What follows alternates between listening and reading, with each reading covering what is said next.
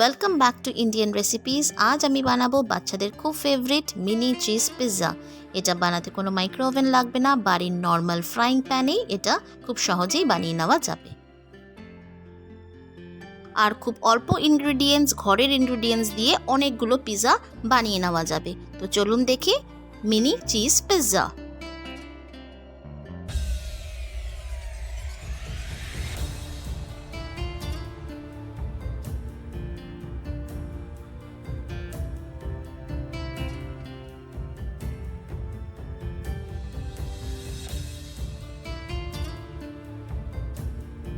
Mini cheese pizza করার জন্য আমি নিয়ে নিয়েছি রাউন্ড ব্রেড,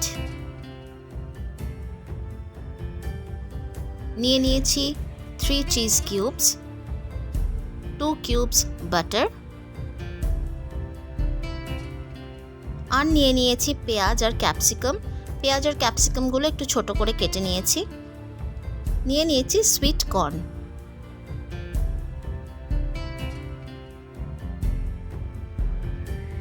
আর নিয়ে নিয়েছি অরিগ্যানো, নিয়ে নিয়েছি টমেটো সস। আমি নিয়ে নিয়েছি রাউন্ড শেপ ব্রেড। এবার ভালো করে তার উপরে আমি টমেটো সসটা মাখিয়ে নিচ্ছি।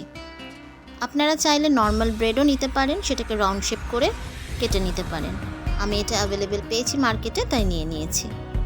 ব্রেডে আমি টমেটো সসটা মাখিয়ে নিয়েছি ভালো করে। এবার যে ইনগ্রেডিয়েন্টসগুলো আমি নিয়ে নিয়েছিলাম, ক্যাপসিকাম, পেঁয়াজ, সুইট কর্ন, চিজ, অরিগ্যানো, এবার এক এক করে আমি সব ব্রেডের উপরে সুন্দর করে সাজিয়ে দেব। তো ফার্স্টে আমি দিয়ে দিচ্ছি ক্যাপসিকাম,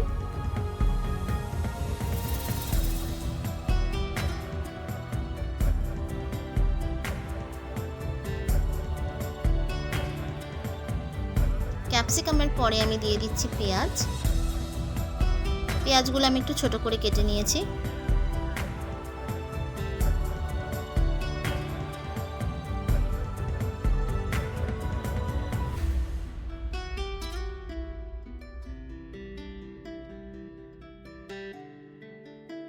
এবার দিচ্ছি sweet corn.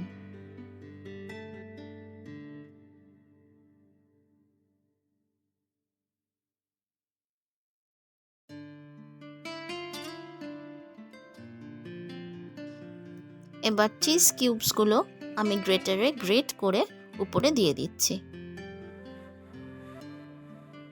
Welcome back to Indian recipes. আজ আমি বানাবো বাচ্চাদের খুব ফেভারিট মিনি চিজ পিৎজা। এটা বানাতে কোনো মাইক্রো ওভেন লাগবে না, বাড়ির নর্মাল ফ্রাইং প্যানেই এটা খুব সহজেই বানিয়ে নেওয়া যাবে।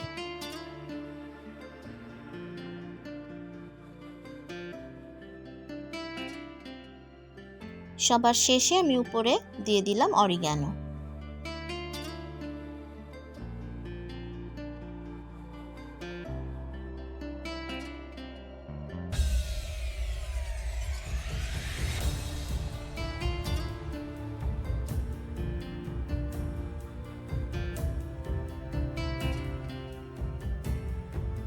একই প্রসেসে আমি বাকি পিৎজাগুলোও বানিয়ে নিচ্ছি। আমি আজকের পিৎজাতে চিলি ফ্লেক্স ইউজ করিনি, কারণ এটা স্পেশালি আমি বাচ্চাদের জন্যই বানাচ্ছি। আপনারা চাইলে এখানে চিলি ফ্লেক্সও ইউজ করতে পারেন। পিৎজা তো বাচ্চাদের অল টাইম ফেভারিট হয়, তো এই মিনি চিজ পিৎজা খুব সহজেই আপনারা বানিয়ে দিতে পারেন বাচ্চাদের স্কুলের টিফিনের জন্য বা ইভিনিং স্ন্যাক্সের জন্য। খুব অল্প ইনগ্রিডিয়েন্টস দিয়ে খুব কম সময়ের মধ্যেই কিন্তু এই পিৎজাটা করে ফেলা যায়।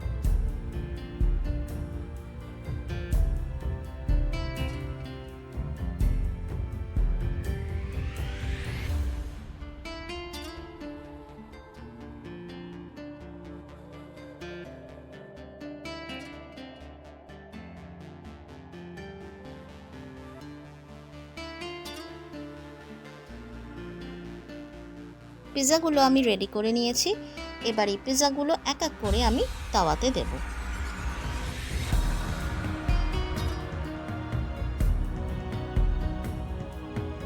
তাওয়া গরম হয়ে গেছে। এবার তাওয়াতে আমি দিয়ে দিলাম বাটার দিয়ে বাটারটা আমি ভালো করে তাওয়াতে ব্রাশ করে নিচ্ছি।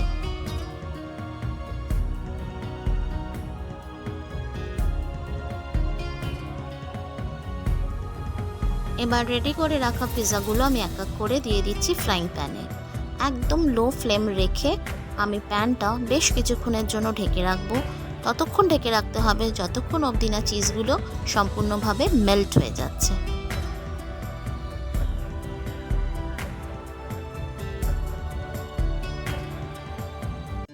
ঢাকাটা আমি সরিয়ে নেব এবার, কারণ দেখাই যাচ্ছে চিজগুলো সম্পূর্ণভাবে কিন্তু মেল্ট হয়ে গেছে।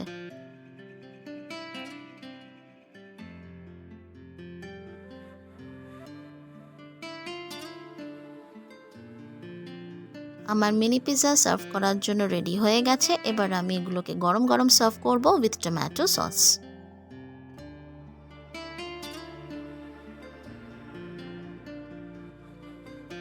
আমার ভিডিওটি শেষ অবধি দেখার জন্য সকলকে অনেক ধন্যবাদ। সবাই ভালো থাকবেন, সুস্থ থাকবেন।